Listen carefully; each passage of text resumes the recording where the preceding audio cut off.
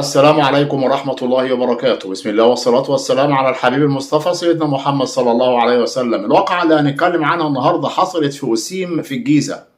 كلنا عارفين طبعا الافراح واللي بيحصل فيها والعربيات والزفة، وتبقى كذا عربية ماشية وعيال قاعدة على العربيات وموتوسيكلات قدام العربيات وورا، ويعملوا حركات بهلوانية. ده غير بقى الشماريخ اللي بتولع وممكن تمسك في حد تولع فيه، زي ما كان في مرة في فرح من الأفراح الشماريخ ديت مسكت في فستان العروسة والعروسة ولعت في الفرح.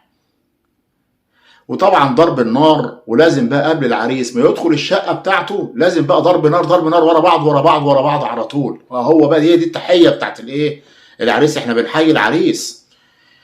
فهنا اللي حصل ان في الفرح خلاص خلص، والعريس والعروسة داخلين شقتهم في الدور الارضي، وطبعا الناس بقى واقفة في البلكونات وبتتفرج، ومن ضمنهم رؤية اللي عندها 11 سنة واقفة في البلكونة بتتفرج على الفرح اللي في نفس البيت بتاعها، في نفس البيت اللي فيه العريس والعروسة اللي هم داخلين شقتهم في الدور الأرضي. وواحد بقى مسك على طول الطبانجة وبيضرب نار، طبعا غير مرخصة، استهتار بأرواح الناس، وهو بيضرب النار. الطلقة جت في رؤية وقعت ماتت في ثانية إلا ثانية ولا حد داري.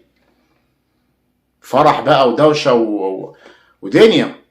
البنت لما وقعت في البلكونة، مامتها داخلة البلكونة بالصدفة لقت بنتها سايحة في دمها على الأرض، صوات صوات، وطبعا الفرح اتقلب. اللي عمل كده ببنت مين؟ طبعا على طول بلغوا الأجهزة الأمنية، وتم طبعا اكتشاف الشاب اللي ضرب النار، وطبعا تم القبض عليه وتحول لمحكمة جنائية، لأن هو هنا بيستهتر بأرواح الناس. ده غير كده كمان استخدام سلاح غير مرخص. وانت لو ما كنتش ضربت نار الفرح مش هيتم. انا مش عارف ليه العادات السيئة اللي بنعملها في الافراح دي.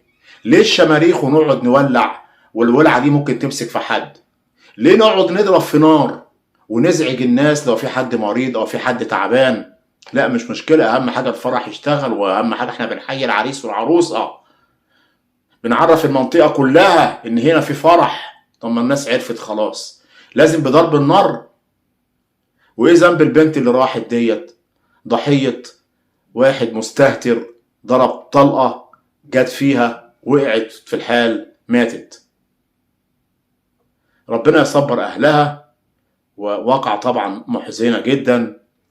نتعلم من الوقائع ديت اللي احنا بنعرضها، والواقعة دي بالذات ان احنا ما نكونش يعني بالطريقة دي في الافراح. بلاش المبالغة قوي كده للدرجة دي.